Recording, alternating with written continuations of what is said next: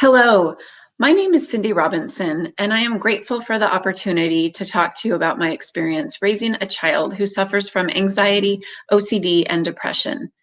My husband and I have been so proud of our daughter Natalie, telling her story through Asha over the past year, and I hope to supplement her story with the perspective from a parent's point of view.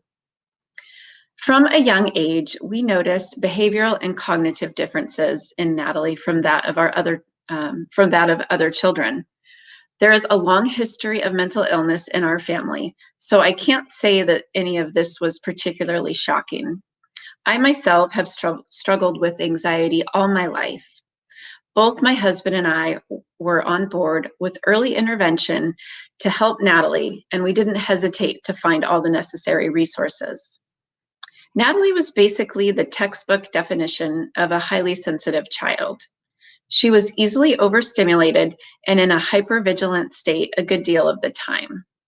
At 4 years old, she was diagnosed with sensory processing disorder, meaning she was very sensitive to sensory input and had a difficult time organizing her thoughts and responding appropriately. As she got older, the debilitating impact of her sensory issues began to ease gradually, and some anxieties improved while others worsened. Dealing with anxiety is a bit like playing a game of whack-a-mole. You may get one fear or anxious thought under control, but then another pops up. Even though Natalie continued to experience anxiety into middle school, I was still shocked when she started exhibiting troubling behavior and signs of depression.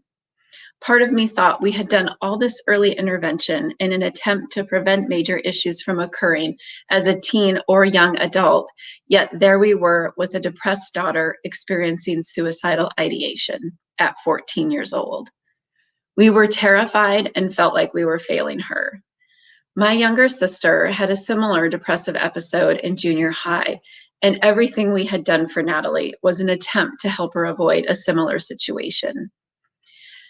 Knowing that the loss of confidence and isolation an episode like that can cause. As a parent, it can feel very lonely and isolating when you have a child with mental illness if you don't open up to it about it with friends. Being ashamed and trying to hide a secret can be exhausting and stressful. Yet that's what so many families, such as mine, have done over the years in dealing with mental illness.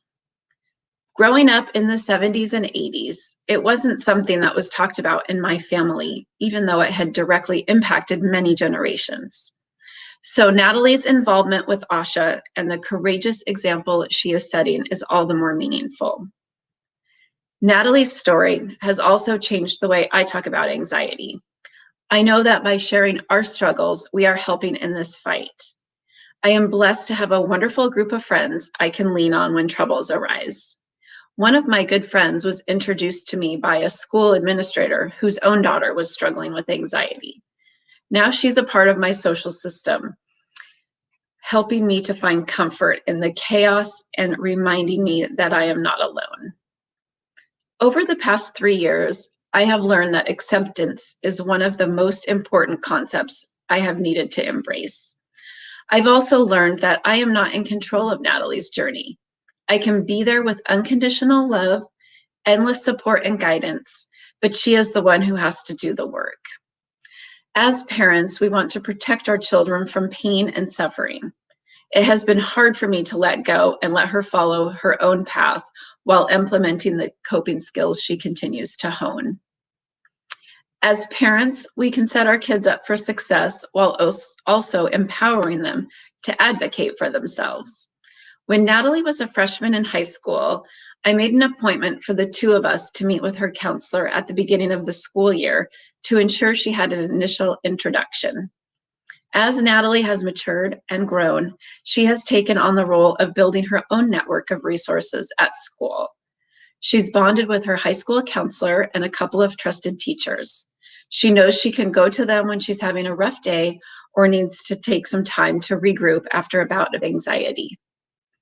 We can all encourage our kids to keep the lines of communication open and not be ashamed to share any mental health issues they may be experiencing. When we work with kids to ensure kids have the right resources, they can thrive despite their mental illness. Here are a few suggestions that have helped us with our daughter. Being aware of times of transition. Change of any kind, good or bad, is a stressor for many and can trigger anxiety and depression. We've also encouraged Natalie to establish a toolbox of coping skills. Keep a list handy of things that you enjoy doing, calming activities such as writing, listening to music, meditation, and yoga. Encouraging physical activity. I know from firsthand experience how important it is to keep your body moving and to have an outlet for nervous energy. COVID has definitely added challenges in keeping up with my own mental wellness, and I see it in my daughters as well. With the uncertainty that continues to surround us, it's a perfect storm for high anxiety.